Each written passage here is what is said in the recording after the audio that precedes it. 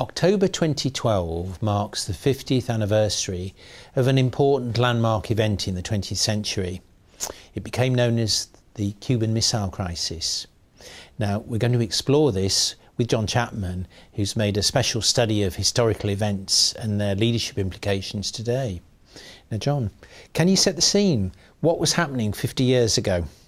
Well, we're at the height of a Cold War between the Soviet Union and the United States. There's a nuclear arms race going on, with each side trying to outproduce the other. It gets to the point where we could wipe the world out several times over. So any conflagration, any war that takes place that goes nuclear threatens the entire planet. What these two countries are doing are enlisting people around the world to help fight their cause, one of which is Cuba, a communist country, went communist in 1959, led by Fidel Castro. The Soviet Union decide that they will install nuclear missiles on Cuba, only 90 miles away from the United States. One Monday morning in October 1962, the President of the United States, John Kennedy, is woken up and shown the photographs and asked, "What do you want to do?" So the world was on the brink for 13 tense days. How was it resolved? Well, at the outset, Kennedy is presented with a series of mutually exclusive options. There's a diplomatic solution, there's a military solution, and so on and so forth. The outcome is actually a blend of all those things, and it's made possible by one of the skills that Kennedy particularly shows, which is his ability to put himself in Khrushchev's shoes and work out what his opponent would be thinking or feeling about the situation. So that emotional intelligence and the willingness to listen to different points of view is really important in bringing together different aspects of those different solutions. So in the end of the day, the missiles are withdrawn. There's a secret deal for the Americans to withdraw their missiles from Turkey. And the whole situation is resolved in a way which saves face for both sides.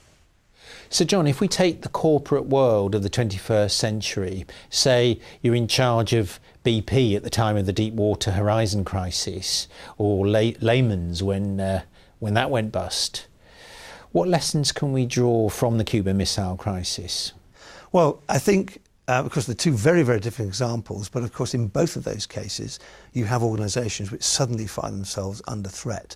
And in the case of BP, one thing that's clear is that the kind of conversation they're seeking to have is focused around the technical solution, which is where a lot of their expertise lies.